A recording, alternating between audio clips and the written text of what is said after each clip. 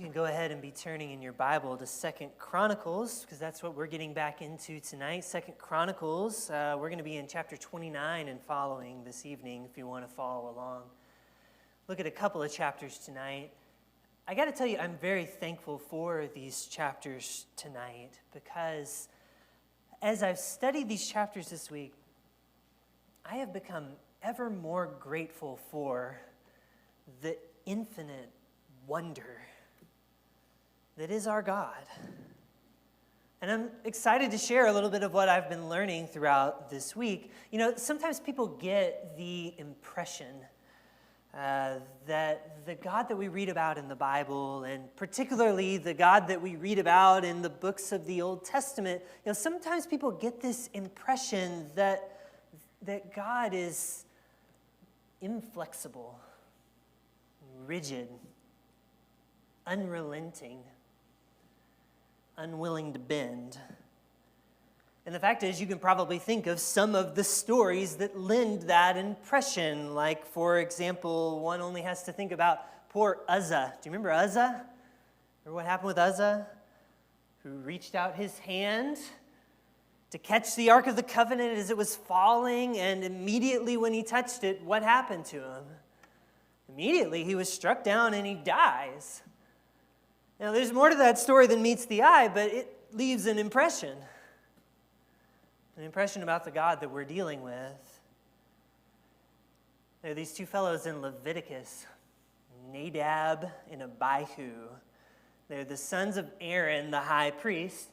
This is their story, chapter 10 of Leviticus. Aaron's sons, Nadab and Abihu, took their censers, put fire in them, and added incense, and they offered an unauthorized fire before the Lord, contrary to his command. So the way that they prepared this offering was not what the Lord had said when God told them how to do these offerings. And just one chapter earlier, when the priests had given a correct offering, fire comes down from the presence of the Lord, and everybody rejoices because it burns up the burnt offering, and the people saw it, and they shouted for joy, and they fell face down when they'd given the offering correctly. But now here in this story, when they do it the wrong way, and they don't follow what God said, fire comes down and consumes them, Nadab and Abihu. And they died before the Lord. And then Moses said to their father, Aaron, this is what the Lord spoke of when he said, among those who approach me, I will be proved holy. In the sight of all the people, I will be honored. And the last three words of that story are haunting to me. Aaron remained silent. There are many such stories like these. Stories that highlight a certain aspect of God. God who says, I will be proved holy. God who is exacting of his people. And it leaves an impression. In early church history, there was a fellow about 100 years after Christ's death, somebody named Marcion, who read stories like those, and he actually came to believe that there was no way that the God that he read about in the Old Testament could possibly be the same God that is read about in the New Testament. Just could not be the same God, just not possible. And so he took out his scissors, metaphorically, and started cutting out the parts of the scriptures that he did not feel like really represented God. By the time he got through, there were only about 11 books left in Marcion's Bible. All he had left was the Gospel of Luke and the writings of Paul, and that was about it. He was left with none of the Old Testament. Marcion had this impression of the God we're dealing with, the kind of God that the Old Testament in particular reveals. And the church said to Marcion, no, you're wrong.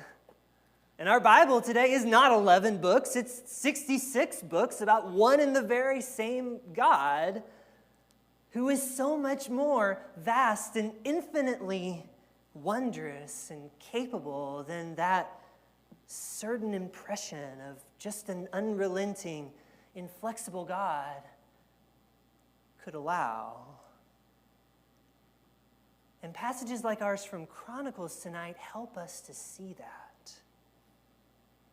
Passages like ours tonight challenge our too small conceptions of God. Really, they challenge us when we grow inflexible in our understanding of his wisdom and his compassion. These are things I think that we can learn from the story of Hezekiah, the king of Judah, which we find in 2 Chronicles chapters 29 through 32. I've mentioned already that's where we're going to be tonight, and you can turn there if you want to. 29 through 32 are the chapters about this king. Now, we're not going to be covering all of that tonight, but we will be covering enough of this tonight to see that God deals gently with Israel and Judah and Hezekiah, their king, even though their efforts to follow God's law are not carried out precisely. They're actually a bit of a mess. And the question we might ask is why? Why is God so patient and understanding here in the days of Hezekiah? What does God see in Israel and in Judah here that prompts him to be compassionate toward their messy efforts to live by his law? So that's sort of the guiding question I bring to the chapters tonight. And I think that the answer has to have something to do with this heart for restoration that King Hezekiah and all the people that follow in his lead show in these chapters. So I'll try to show you a little bit of that tonight. Now, if you wanted any evidence that King Hezekiah has a heart for restoration, a heart for restoring, boy, 2 Chronicles really has you covered on that. In fact, if we just look at a little bit of an outline of his kingship, we find that it is filled to the brim with his efforts to restore. So in chapter 29, the first chapter of his reign, that effort to restore involves restoring the worship of God at the temple as it should be, which is something that started to waver in the kings before him and then was shut down completely in the days of his father.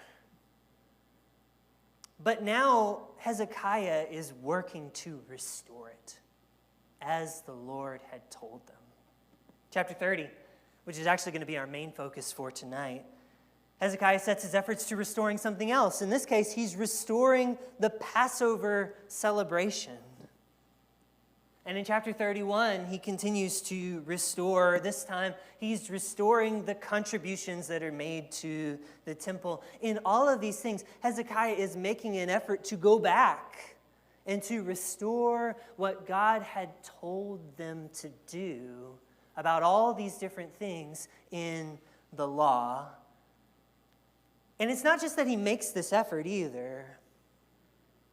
There's some other things about his heart for restoration that matter too. So you remember a couple of weeks ago, Colby was telling us about one of these Chronicles kings. His name was Amaziah. We read about Amaziah in chapter 25, that Amaziah did the right thing a lot of the time, but he didn't do it wholeheartedly. He didn't do it with a true heart, some of your translations say. This is what really distinguishes Hezekiah. Do you know that Hezekiah is actually one of two kings in Chronicles who is compared favorably to David, King David, the man after God's own heart, David. Hezekiah is like David in the way that he did what was right, because it did come from a true heart. And these efforts he made to restore were carried out wholeheartedly. And there are all manner of details in this chapter which bear this out. The first one comes right away.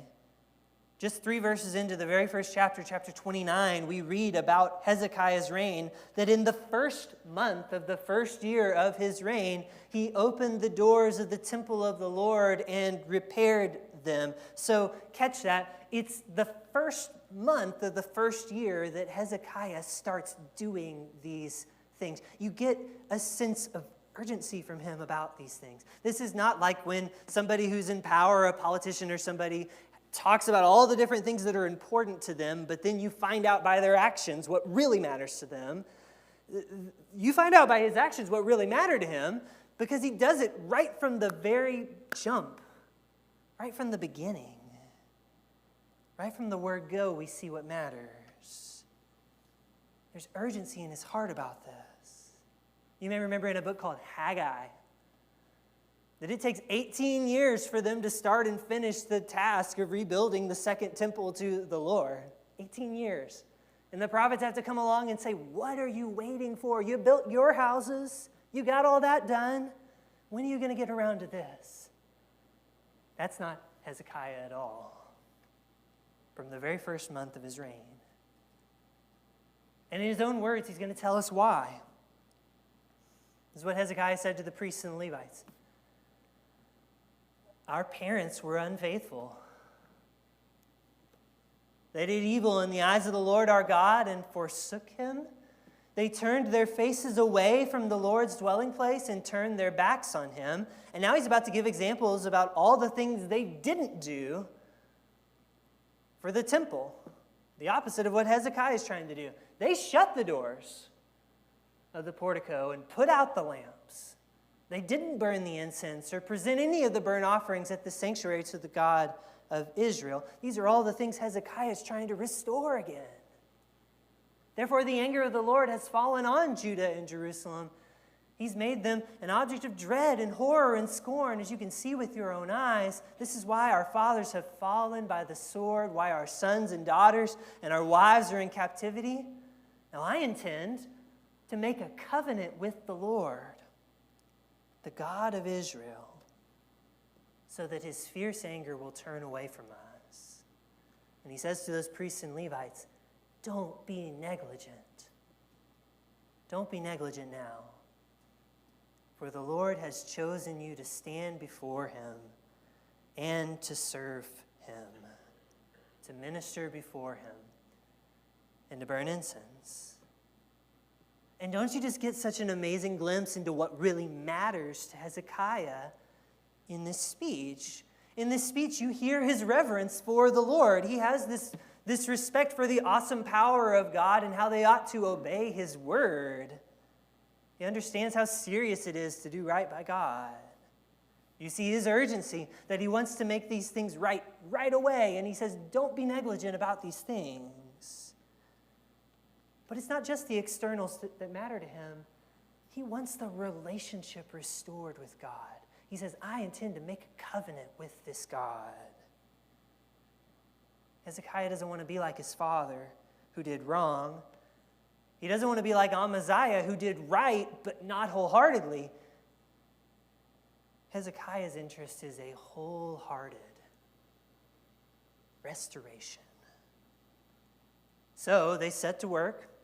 It takes 16 full days to purify the temple. It's like spring cleaning to the max.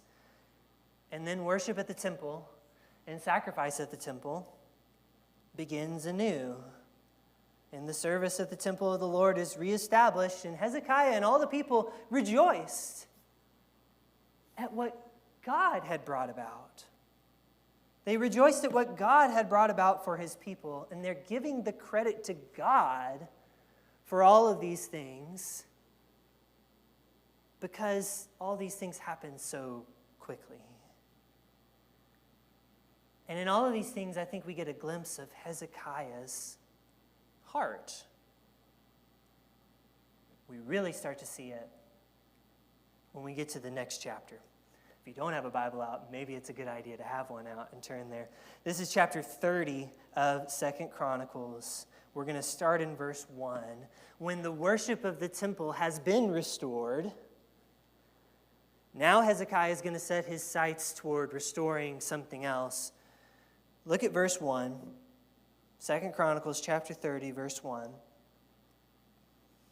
It says, Hezekiah sent word to all Israel and Judah, and also wrote letters to Ephraim and Manasseh, inviting them to come to the temple of the Lord in Jerusalem and celebrate the Passover to the Lord, the God of Israel. So what are we restoring here at this point?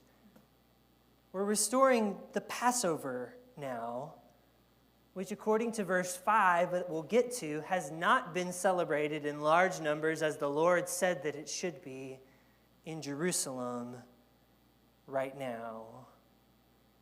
So Hezekiah is going to try to change that. He's going to get back to what was written about what God's people were called to do. He's restoring Passover observance. But even beyond just that, Hezekiah is trying to restore one more thing also. Do you notice who he writes these letters to? Hezekiah sent word where? To all Israel and Judah. To the tribes of Ephraim and Manasseh. Now, why is that important? Because for the last 20 or so chapters of Chronicles, it's been north and south, northern kingdom of Israel, southern kingdom of Judah, and there the twain shall meet. They're divided from one another. Ever since the days of Rehoboam, they've been divided from one another. But Hezekiah, as he tries to restore God's way and celebrate the Passover as they're called to do, he sends an olive branch to the north. His father went and fought the north. He sends letters and says, come worship God in Jerusalem with us. And there couldn't have been a more important time for it. Because in the days of Hezekiah, the northern kingdom of Israel had actually been conquered by the Assyrians. Many of them had been pulled away from their homes into exile. The few that are left are reeling. But instead of trying to take over that land, like his father would have, Hezekiah says, come worship with us. You see how he's trying to restore more than just the Passover. He's trying to restore the unity of God's people in the way that it always should have been. And God cares about people obeying his Passover. You think he cares about unity? Absolutely he does. He cares deeply about this. So we have Hezekiah and his sincerity, his urgency. We add to that now his godly desire for unity. You're beginning to understand this heart for restoration. So, here's the thing. As urgent and sincere and rightly motivated as Hezekiah is to restore the law, as much as his motivations are true, we're about to find out that living up to every last letter of the law is hard to do. And when they try, it doesn't come out just right. It's kind of messy. So the king and his officials, verse 2, and the whole assembly in Jerusalem decided to celebrate the Passover in the second month. Now, is that typical? No. It's a little off from what the law prescribed. Should be the first month. But they weren't able to do the first month. They weren't able to celebrate it at the regular time because not enough of the priests had followed what the law told them to do, and they hadn't consecrated themselves, and the people weren't assembled in Jerusalem. So the plan seemed right to both the king and the whole assembly to do it in the second month. So they decided to send out this proclamation throughout Israel, from Beersheba to Dan, from north to south. calling all the people to come to Jerusalem and celebrate the Passover to the Lord, the God of Israel. It's not been celebrated in large numbers according to what was written.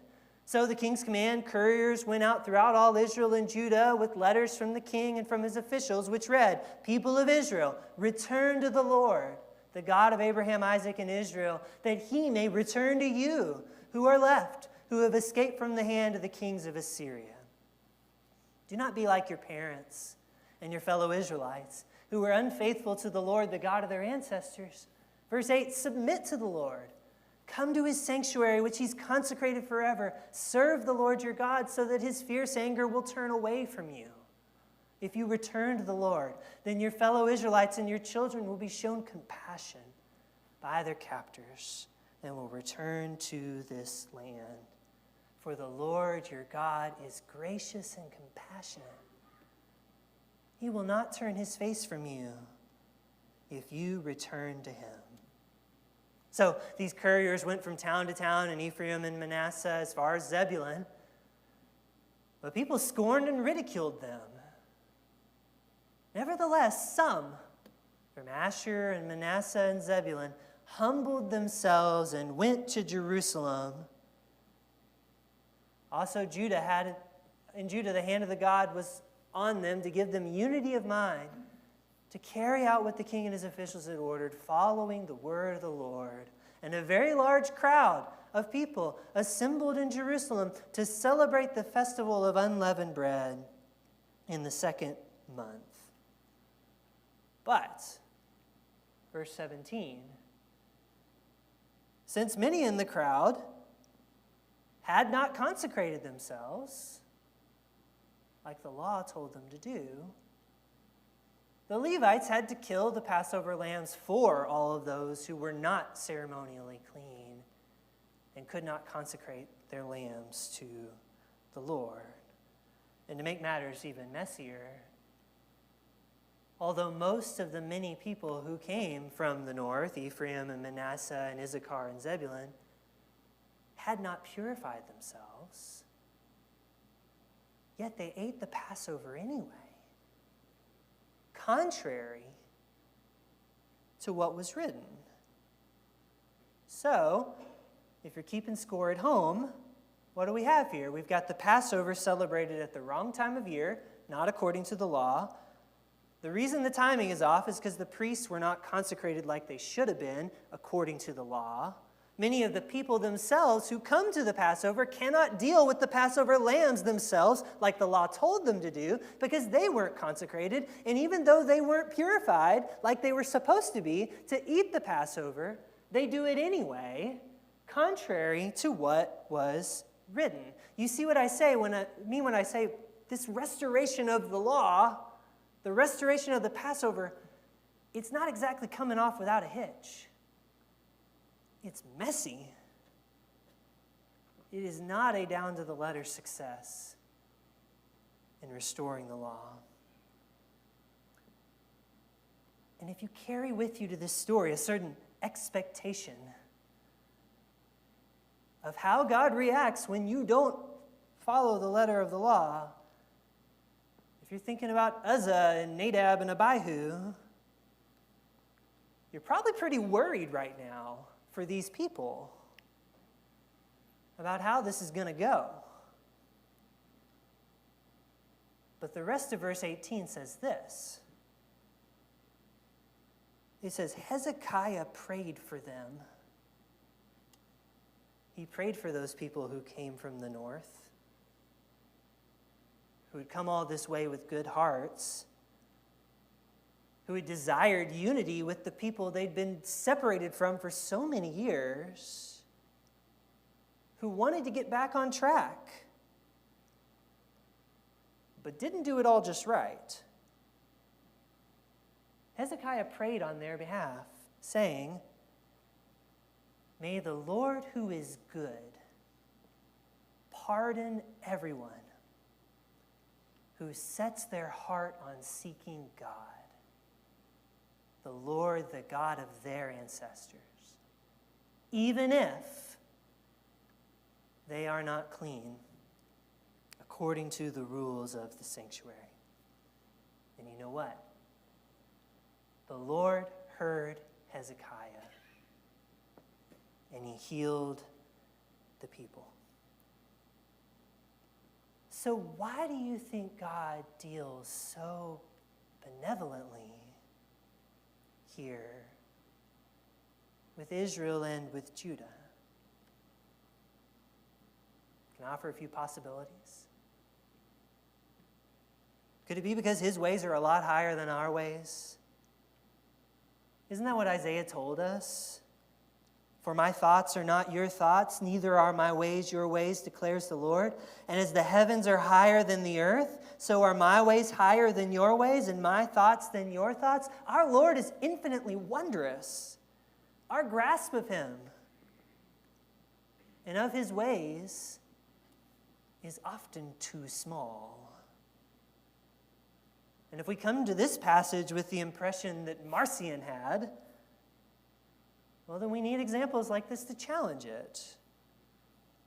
We need to remember that the same God who said, I will be proved holy, also said, in the Old Testament no less, I will have mercy on whom I'll have mercy, and I'll have compassion on whom I will have compassion. And this God is big enough, infinite and wondrous and wise enough that both of those two things can be true at the very same time. Because his ways are higher than our ways. Perhaps another reason God deals gently, because he had made a promise about that. And when God makes a promise, he keeps that promise. And Hezekiah knows this. So twice in the chapter we just read, Hezekiah says, return to the Lord, and he will return to you. And if you return to the Lord, he'll be gracious and compassionate to you. God is gracious and compassionate. That's what Hezekiah said. And when Hezekiah says this, he's drawing upon a promise that was made way back in the beginning of this book that we looked at together. You remember when Solomon dedicated the temple, and he was standing up there and he made that big long prayer with all the scenarios, and he said, Lord, if we do this and we fall away from you, and if we do that and we fall away from you, basically all the different ways they don't live up to the law, but then we come back to you, will you hear us? Will you be gracious to us? And the Lord said to Solomon, if my people who are called by my name will humble themselves and pray and seek my face and turn from their wicked ways, then I will hear from heaven, and I will forgive their sin, and I will heal their land. Now in verse 20 of our chapter today, it's God who hears Hezekiah, and he heals the people. We weren't told about any illnesses or ailments whatsoever.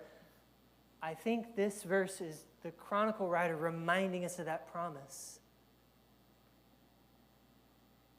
This is a promise of a God who deals gently with his people when they return to him with their hearts. Even though when they return to them with their hearts, they still kind of stumbled their way through it. But God didn't promise to them, way back when, that if my people do it all exactly right, perfectly, then I will hear and I will forgive. What he said was, if my people will humble themselves and pray and turn and seek me, then I will hear and I'll forgive. Humility, prayer, wholeheartedness brings us to the final reason. This God sees the heart behind the actions. And God sees more than just the external things. He sees Hezekiah in all of his earnestness, all of his urgency, all of his sincerity, his desire for unity. God sees all of that. And God hears the prayer of those who are seeking but also stumbling? Could it be that that's the biggest takeaway of all from this story? You know, sometimes as Christians we grow concerned, many times maybe even for valid reasons, over so-and-so Christian group over there and so-and-so Christian group over here, when they're doing things that are contrary to what was written. If we are so concerned, how often are we praying what Hezekiah prayed for those people? May the Lord, who is good, pardon everyone who sets their heart on seeking God, even if. When was the last time you prayed that prayer for someone that you saw as seeking but stumbling along the way? Or better yet, lest I be like the Pharisee who prays next door to the tax collector, when was the last time you prayed that prayer over our little congregation as we seek but stumble along the way? Or even better than that, when was the last time I prayed that prayer about sincere but stumbling often me? May the Lord, who is good, pardon everyone who sets their heart on seeking God, even if. It's up to God to decide what to do with that. He'll be the God who proves himself holy. We know that much.